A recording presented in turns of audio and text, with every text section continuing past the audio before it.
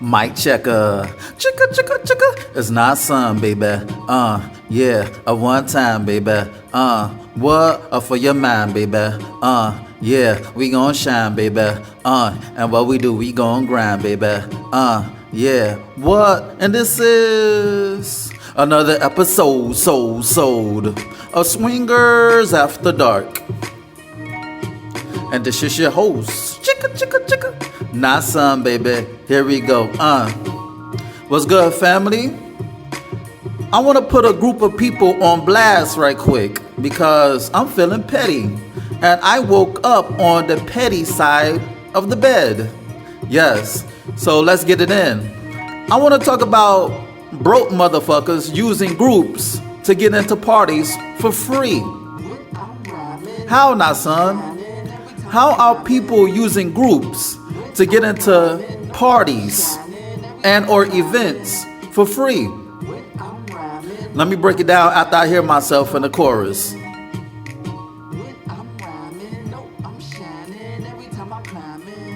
Alright, let me break it this down. This is what people do. People will create their own Facebook group, their own Facebook swinger lifestyle group. And a lot of people use it for ulterior motives. You know, people may use it to get money, a little bit of chump change when they throw parties.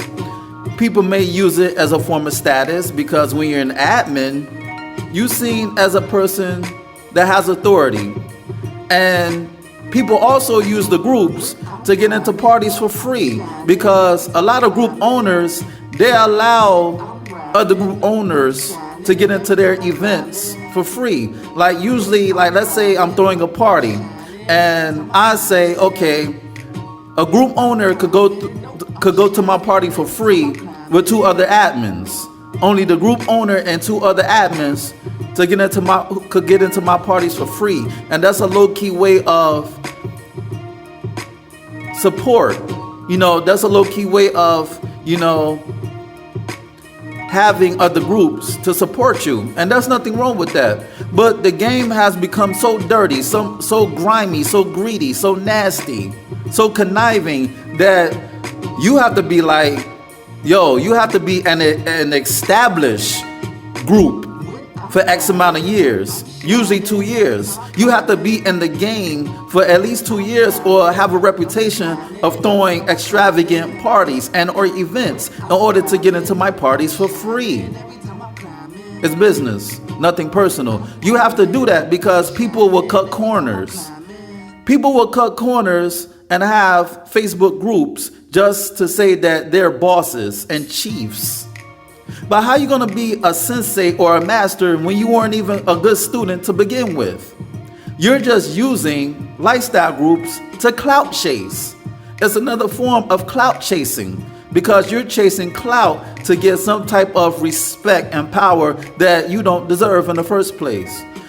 And when you do create a Facebook group, you taking other groups members, and adding them to yours.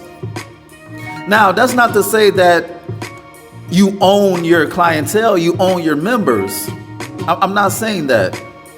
You know, a lot of people want to get their panties and boxers in a bunch and say, yo, group owners don't own their members. I'm not saying that. I'm going to break it down for the slow motherfuckers. See, whenever you do something in life, make sure first of all, you have to ask yourself, what are other people doing that's not out there? You know what I'm saying? What's not out there? What are other people doing that's already out there? How can I provide something different? How can I provide something new and fresh to present to the public?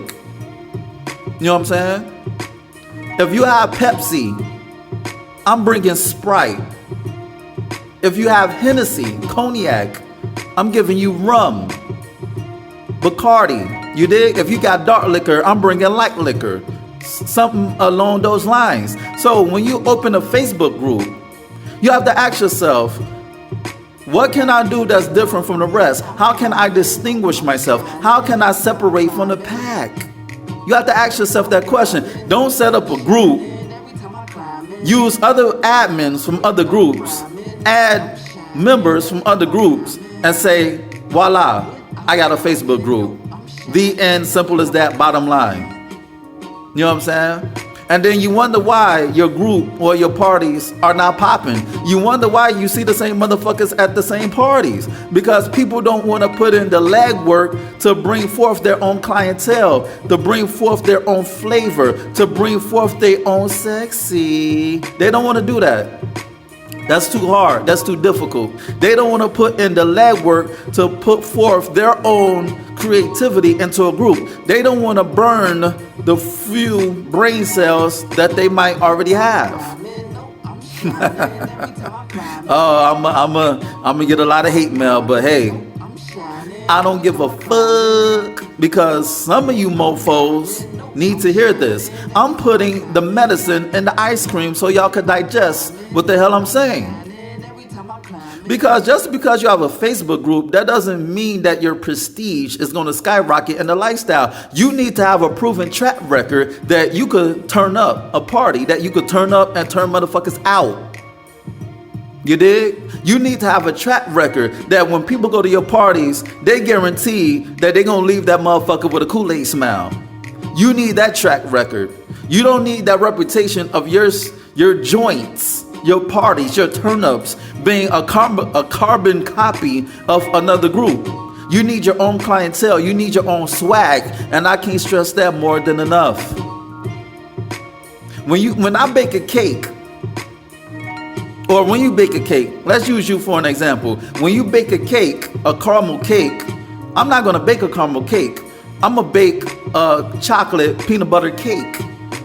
I'm going to bring an alternative. And that's what the lifestyle is about. The swinger lifestyle is about, or any other event. You know what I'm saying? You want to make sure that you provide an experience that they can get somewhere else.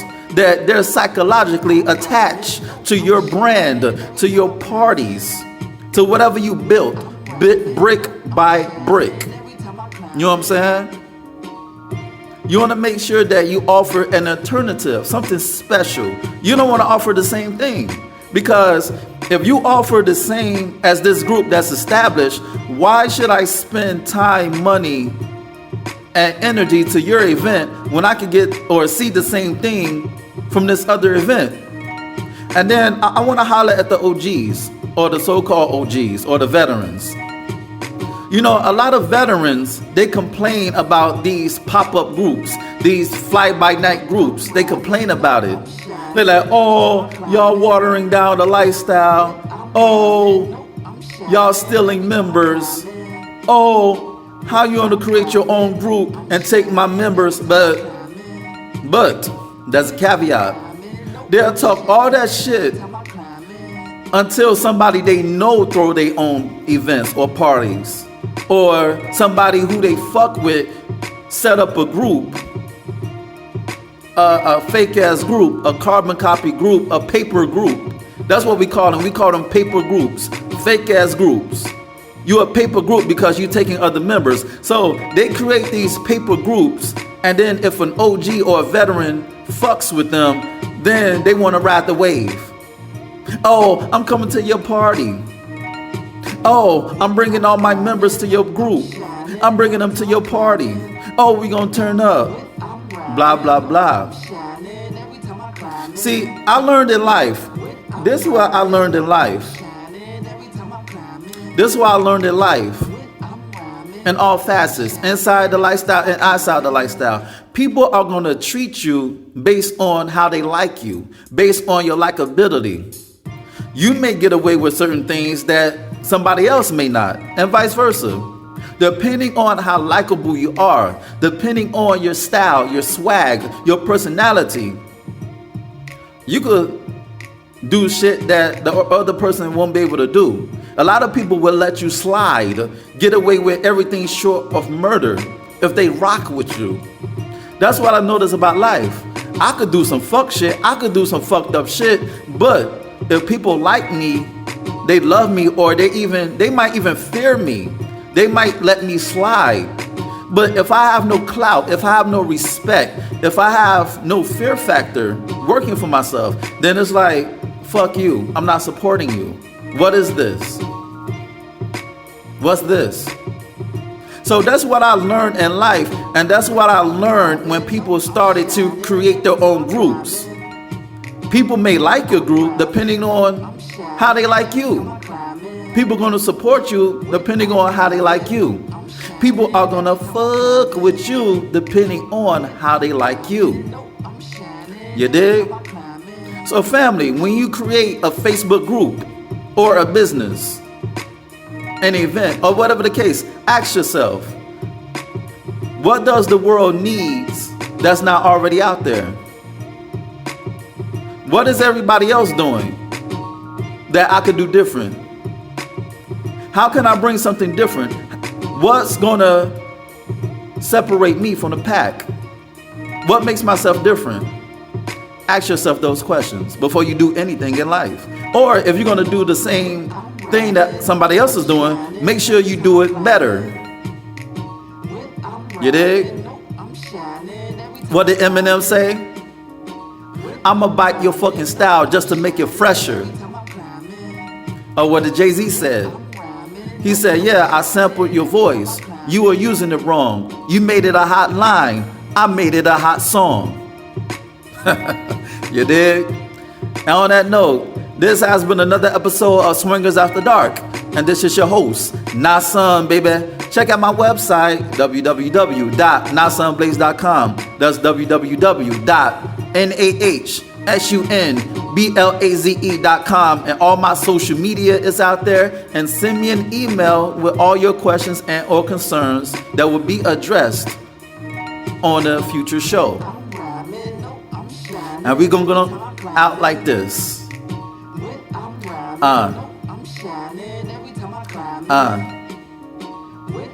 So here we go. What? So here we go. Chicka chicka. So here we go. What? And we out.